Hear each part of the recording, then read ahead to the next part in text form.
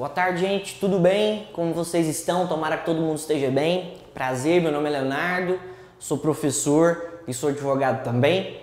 Como em outras aulas a gente tratou sobre a Constituição Federal, sobre o tópico da educação, e a gente vai tratar hoje da parte da Lei Orgânica Municipal de Pirenópolis, beleza? Então, como eu falei para vocês anteriormente, eu estou responsável pela parte de legislação específica do concurso de vocês e, como eu falei, a parte de legislação específica envolve a Constituição Federal, Lei Orgânica do Município e a lei que trata do plano de carreira e remuneração do Magistério Público de Pirenópolis. Hoje a gente vai tratar então da Lei Orgânica do Município de Pirenópolis, beleza? Então vamos lá então. Gente, todo município, para ele ser criado, ele é criado obviamente através de uma lei. E a lei que cria o município, a lei que dá origem ao município é chamado de lei orgânica. E o município de Pirenópolis, ele também tem a sua lei criadora, ele também tem a sua lei orgânica, que é da data de 1990. E a gente vai destrinchar aqui os principais artigos, os principais tópicos referentes à lei orgânica do município de Pirenópolis, beleza? Então vamos lá então. Seguinte, lá no artigo 1º é falado que Pirenópolis é um município, e sendo um município, o Pirenópolis ele vai ter uma natureza jurídica, vai ter uma característica. Qual característica vai ser essa? Pirenópolis, sendo um município, ela é uma pessoa jurídica de direito público interno, beleza? Repetindo, Pirenópolis, por ser um município, ela tem a natureza jurídica e a característica de ser uma pessoa jurídica de direito público interno. O que eu queria falar para vocês? As partes que forem mais jurídicas e mais técnicas referentes à lei, não precisa preocupar. Eu vou tentar colocar de forma mais didática e mais acessível para vocês. Não precisa preocupar em saber aprofundadamente o que seriam esses termos técnicos e jurídicos. Basta você saber, lembrar e decorar principalmente esses termos. Então vamos lá. Pirenópolis é uma pessoa jurídica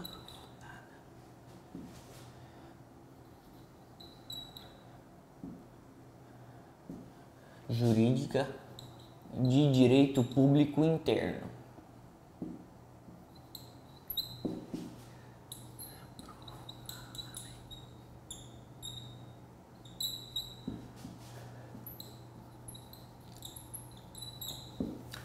Por que isso e por que essa denominação?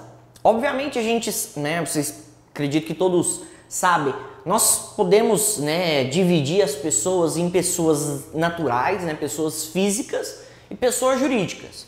Nós, como indivíduos, nós somos pessoas físicas, de maneira mais clara, nós temos o que? CPF, Cadastro Nacional de Pessoas Físicas.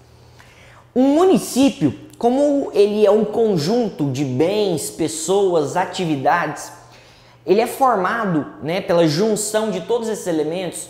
Ele então recebe a denominação de pessoa jurídica, tá? Obviamente, ele não vai ter CPF, ele vai ter CNPJ. Então, o município de Pirenópolis é uma pessoa jurídica e ele é de direito público. Por que de direito público? Porque quando uma pessoa jurídica ela é criada por lei, ela recebe então a denominação de direito público. Uma pessoa jurídica ela pode ser criada por particulares, por pessoas ou por lei. Quando a pessoa jurídica é criada por particulares, ela recebe a denominação de pessoa jurídica de direito privado. Quando a pessoa jurídica é criada por uma lei, ela recebe a denominação de pessoa jurídica de direito público.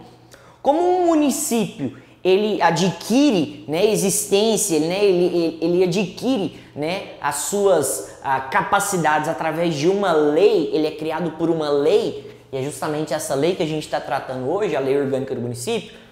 Pirenópolis, então, é uma pessoa jurídica de direito público. É uma pessoa jurídica de direito público interno, porque integra tá, a República Federativa do Brasil, integra, tá, o Brasil na sua maneira, né, na sua concepção interna, beleza? Então, Pirenópolis é uma pessoa jurídica de direito público interno, ela é integrante também do Estado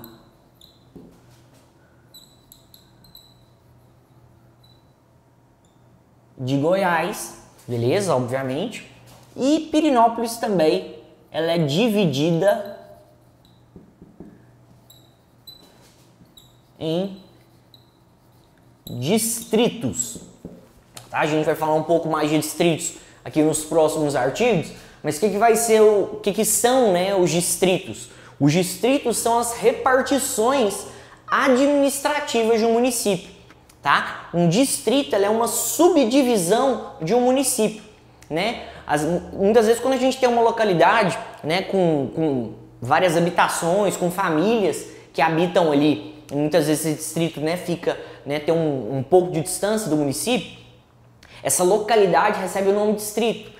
Mas ela é um distrito porque não tem autonomia política, não tem autonomia financeira, não tem autonomia administrativa, né? Todos os cidadãos daquele distrito votam aonde? Votam no município, né? Elegem um prefeito do município a que pertence, né? Então, um distrito, ele nada mais é do que uma repartição, né, de um município. E Pirenópolis é o município. E ele, em volta de Pirenópolis, nós temos outros distritos, beleza? Então, bacana. Pirenópolis, então, é dividido em distritos. Outra coisa que nós vamos falar de Pirenópolis, que é importante a gente saber aqui, no artigo 1º, né, tá essas características iniciais de Pirenópolis. E nós temos também, no artigo 2º, nós temos o estabelecimento de quais são os símbolos de Pirenópolis, tá? Nós temos estabelecido quais são os símbolos de Pirenópolis, ou seja, quais são os símbolos oficiais do município de Pirenópolis, tá? Quais são os símbolos representativos do município de Pirenópolis? São 3, tá? Até a dica que eu vou dar para vocês aqui são os iniciais aqui, para não esquecer quais são os símbolos do município de Pirenópolis. A dica aqui é o HBB, tá? A dica aqui é o HBB. Cada letra aqui corresponde a uma inicial dos símbolos, tá? Então, letra H corresponde ao símbolo hino, tá? B corresponde ao símbolo brasão. E o outro B corresponde ao símbolo bandeira.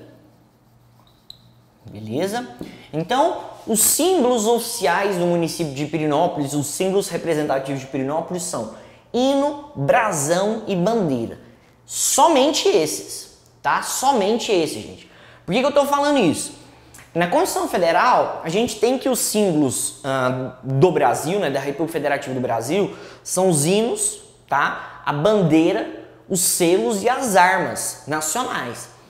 Agora, cada estado e cada município pode estabelecer os seus símbolos próprios.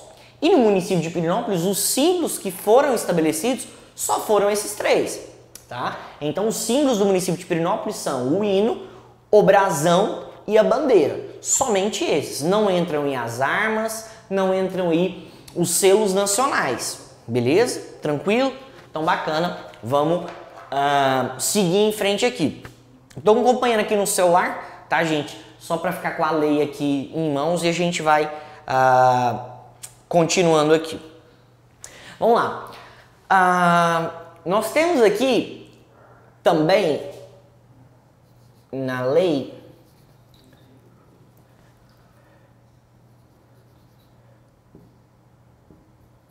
sobre os poderes, tá, aqui de Pirenópolis. Quais são os poderes municipais? Seguinte, importante saber isso. Isso cai muitas vezes em concurso, isso volta e meia é cobrado. Seguinte, a gente sabe que, né, a nível nacional nós temos 3 poderes. Nós temos o poder executivo, nós temos o poder legislativo, nós temos o poder judiciário. Sendo que esses 3 poderes, eles são independentes e harmônicos entre si. Queria falar para vocês, os poderes do município de Pirenópolis somente são o poder legislativo e o poder executivo, tá? Não existe poder judiciário em Pirenópolis. Mais do que isso, não existe poder judiciário nos municípios, tá? O poder judiciário, ele é sempre, tá? Sempre não, né? Ele vai ser ou estadual ou federal. Não existe poder judiciário municipal, tá? Mas às vezes, né, as pessoas podem pensar, ou você de Pirenópolis, ou você que mora em outro município, pode pensar, pô, mas no meu município tem juiz. Sim, mas aquele juiz, ele não é um juiz municipal, ele é um juiz estadual. E dentro do estado, ele é lotado, tá, em diferentes comarcas. Mas no município não existe um juiz municipal. O juiz ou ele vai ser estadual ou ele vai ser federal. Então em Pirenópolis e assim como os demais municípios, não existe poder judiciário municipal, tá? Poder judiciário não faz parte dos municípios. Nos municípios só existe poder executivo e legislativo, sendo que eles são independentes, né? Cada um daqueles poderes tem a sua autonomia para tomar suas próprias decisões e para cuidar especificamente das suas funções.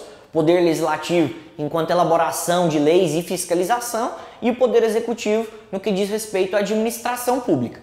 Mas eles são também harmônicos, né? Um poder não pode, né, manter contrariedade com o outro. Os poderes eles devem funcionar, tá, em equilíbrio, em harmonia, beleza? Então vamos colocar aqui poderes aqui. Quais são os poderes de Pirenópolis? Poder executivo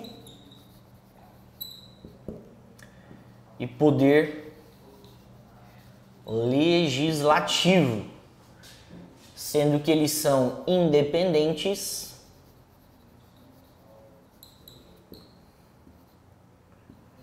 e harmônicos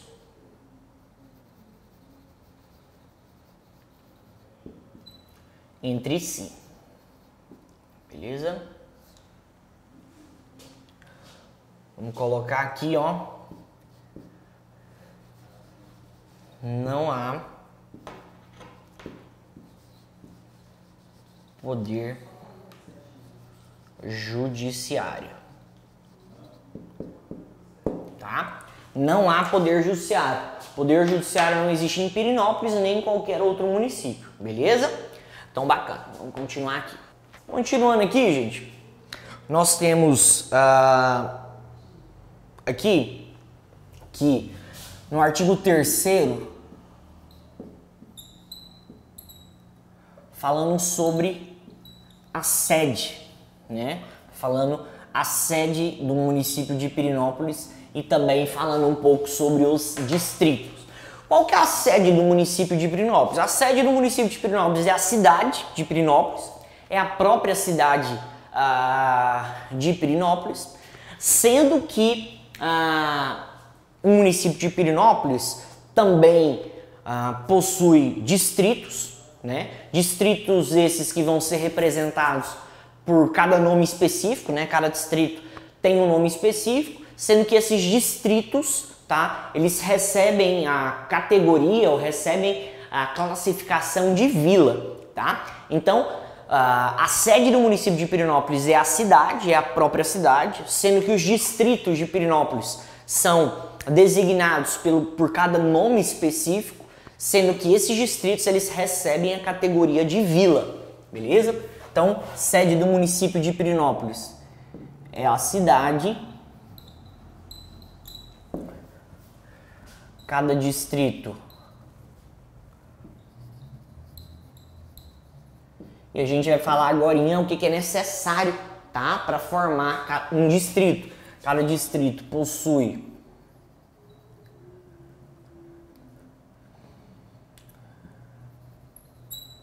um nome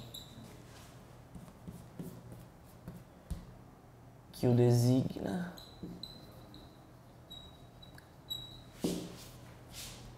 recebendo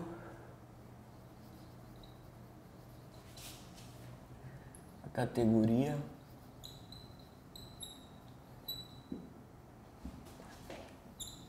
de vila, beleza? Então os distritos eles recebem a denominação e a categoria de vila, beleza? Então vamos lá, vamos seguir em frente aqui.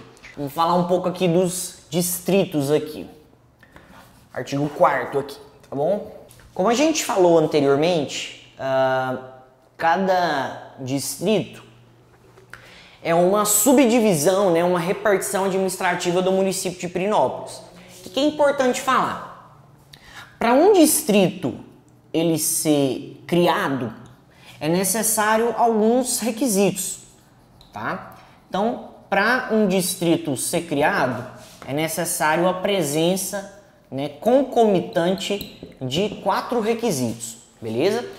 Para que um distrito possa ser criado, é necessário, tá, que haja 100 habitações no mínimo, tá, naquele local, tá? É necessário que haja 100 habitações no mínimo no local ali, tá, de abrangência ali daquele distrito. Então vamos colocar aqui requisitos de criação: 100 habitações.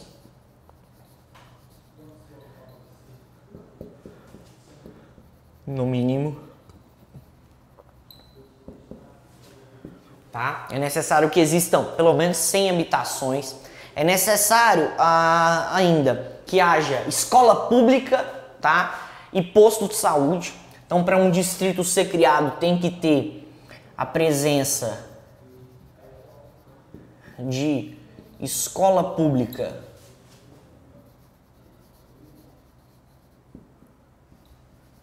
e posto de saúde.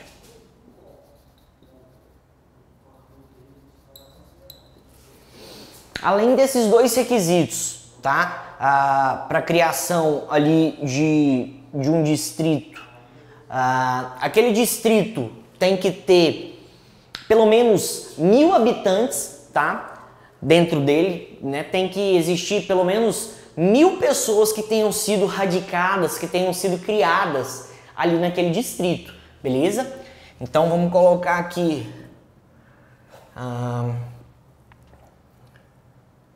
população radicada no distrito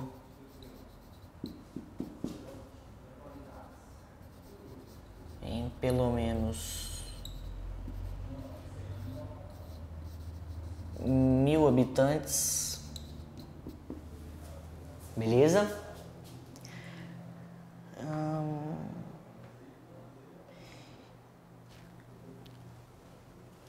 E também a gente tem que ter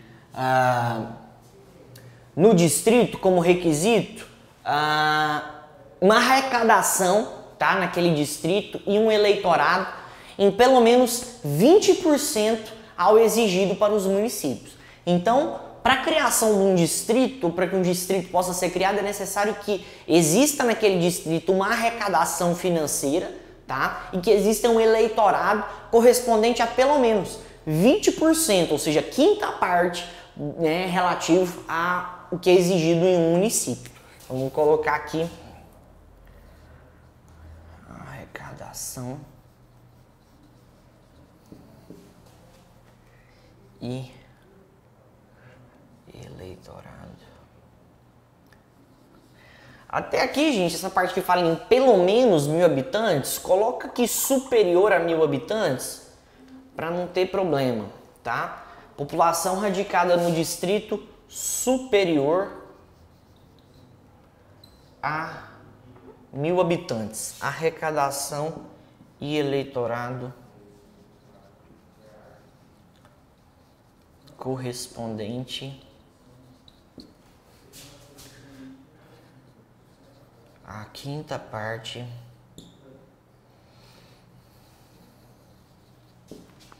exigida aos municípios. Beleza. Agora outra coisa que eu queria falar com vocês relativa ao distrito ainda, mas isso daqui está no artigo 5º, tá? Vamos falar agora sobre a extinção de um distrito. A gente falou aqui quais são os requisitos de criação. Para que se possa ser criado um distrito é necessário que haja 100 habitações no mínimo, tá? Sem casas, tá? Ou sem locais, né? Sem lugares que pessoas venham a habitar, viver ali, né? É necessário que haja escola pública e um posto de saúde, ou seja, um mínimo de infraestrutura. É necessário que exista uma população radicada, uma pessoa, né? População que viva ali no distrito correspondente, né? Superior, pelo menos, a 1.000 habitantes. E a arrecadação e o eleitorado daquele distrito tem que corresponder pelo menos a 1/5 parte do que é exigido aos municípios. Agora, como que um distrito ele é extinto? Né? Um distrito ele tem a sua extinção feita através do quê? Para que um distrito ele possa ser extinto, ou seja, para que um distrito ele deixe de existir, é necessário que se faça a chamada consulta plebiscitária, tá? Consulta plebiscitária, tá? Conhecido como plebiscito, beleza? Então é o seguinte, para que um distrito ele seja extinto, ou seja, ele deixe de existir, é necessário que seja realizado um plebiscito, ou seja, uma consulta plebiscitária. Detalhe que eu queria falar para vocês antes de mais nada. Não confundam plebiscito com referendo. Para um distrito, tá, de Pirenópolis ele ser extinto, deve ser realizado um plebiscito e não um referendo. Para que um distrito de Pirenópolis tenha sua extinção decretada, deve ser realizada uma consulta plebiscitária, tá? E não uma consulta referendária. Não é referendo, é plebiscito. Enfim, basicamente, qual a diferença entre plebiscito e referendo? Tanto o plebiscito quanto o referendo dizem respeito a uma consulta à população. Só que o plebiscito, a consulta à população é feita antes de uma matéria já estar pronta, antes de uma lei já ter sido criada. Por exemplo, quando se propõe, né, ou se pretende que um distrito de Pirenópolis seja extinto, consulta-se a população daquele distrito primeiro, para depois se criar a lei que venha a extinguir o distrito. Já no referendo não. Já existe a matéria pronta, a lei já está pronta, consulta-se a população depois da elaboração da lei e a população só vai referendar ou não aquela lei. Beleza? Então, para que se extinga um distrito de Pirenópolis, é necessário que se faça uma consulta plebiscitária, é necessário que faça um plebiscito, e esse plebiscito é feito com quem? Com a população diretamente interessada, tá? Com a população relativa, tá? Àquele distrito ou a população ali interessada, né? Que esteja ali perto, beleza? Tranquilo? Então, vamos continuar aqui. Ainda relativo aos distritos, é necessário saber o seguinte: os distritos, eles podem ser criados, tá? Tempo aqui, vamos colocar aqui tempo de criação.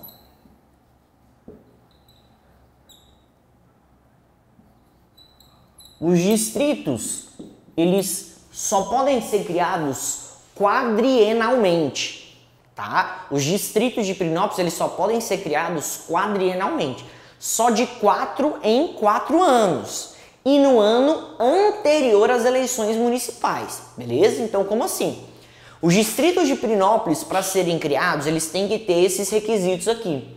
Mas eles só podem ser criados distritos de 4 em 4 anos. E essa criação tem que se dar em ano anterior às eleições municipais. Então, por exemplo, esse ano não pode ser criado um distrito em Pirenópolis, porque esse ano é um ano de eleição municipal. Pode ser criado, né? Poderia ser criado quando? Ano passado, 2019. Então, imagine que fosse criado um distrito em Pirenópolis ano passado, 2019. Quando poderia ser criado outro? Só em 2023, de 4 em 4 anos, sempre no ano anterior às eleições municipais, beleza? Agora nós vamos falar sobre os nomes dos distritos, tá?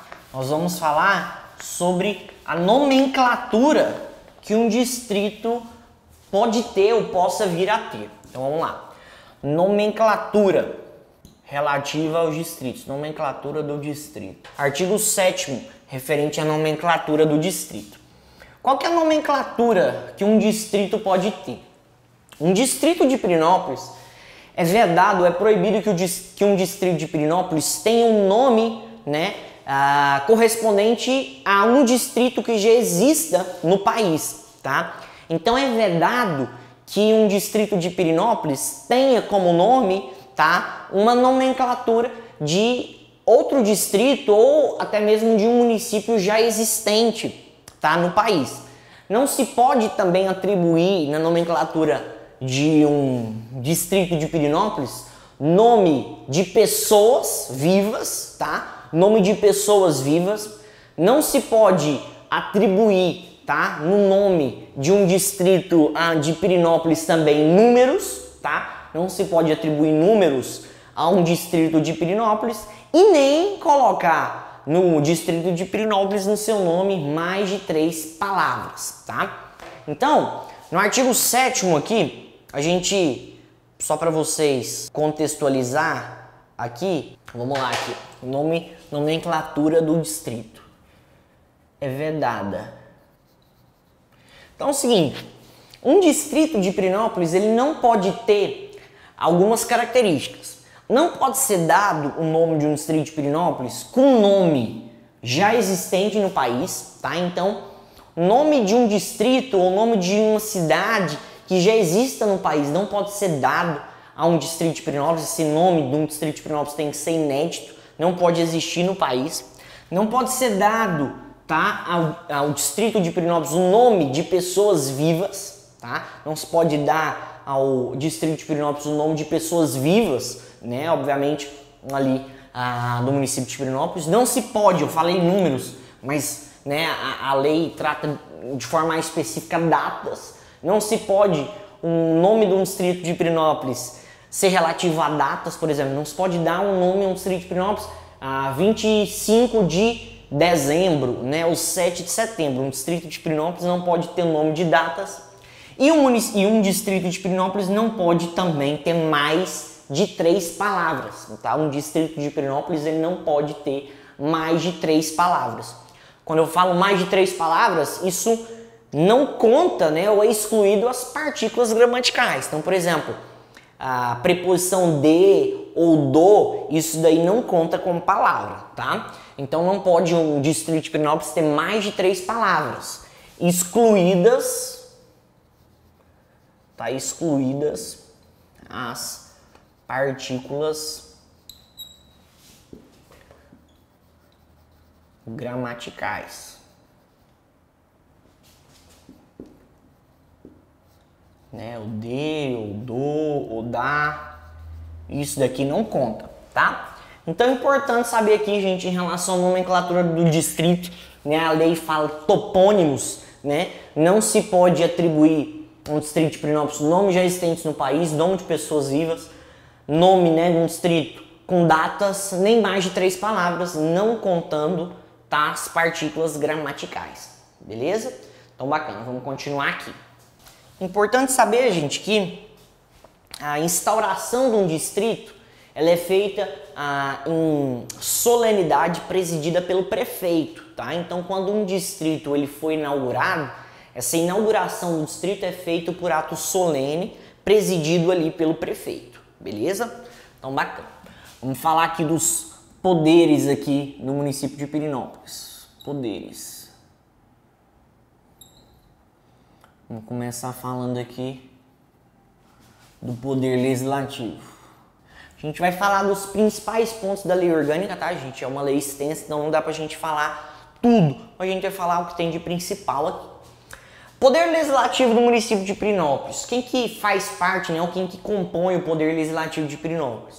O poder legislativo de Pirenópolis é formado, tá, pelos vereadores, tá? Pelos vereadores municipais, sendo que a legislatura, tá, desses vereadores, ou a legislatura, tá, do poder legislativo é feita num período de 4 anos, tá? Num período de 4 anos. Então, como assim? O poder legislativo referente, né, o responsável por criação, elaboração de leis, fiscalização do município de Pirenópolis é feito, né, o presidido, titularizado pelos vereadores. Cada vereador tá? Tem uma legislatura, né? Tem um período, né, em que eles podem exercer o seu mandato, o período de funcionamento da Câmara Municipal de 4 anos. Esses vereadores, eles são eleitos, tá, pelo sistema proporcional. Esses vereadores, eles são eleitos pelo sistema proporcional. Importante saber isso. Os vereadores, eles são eleitos pelo chamado sistema proporcional, que é um sistema proporcional de votação. O sistema proporcional de votação é um sistema onde não vai ser eleito somente aquele que foi mais votado, tá? Esse sistema em que quem é eleito são os mais votados é um sistema chamado de majoritário. No Poder Legislativo não existe esse sistema majoritário, é chamado sistema proporcional. Esse sistema proporcional, ele tem um coeficiente de eleitoral, né? Possui um coeficiente em que se faz uma média, tá? Entre o número de vagas que um partido tem, tá? O número de vagas que um partido tem e o número de votos que um representante daquele partido adquire. A depender do número de votos que aquele representante tem, se for muito grande, tá? Ele consegue então puxar, ele consegue fazer com que outro representante do partido, outro candidato, seja eleito junto com ele. Ou seja, são eleitos não somente os mais votados, mas são eleitos proporcionalmente pelo número de cadeiras ou número de vagas que um partido possui, tá? Por isso que o sistema que faz parte do Poder Legislativo é o chamado sistema proporcional, beleza?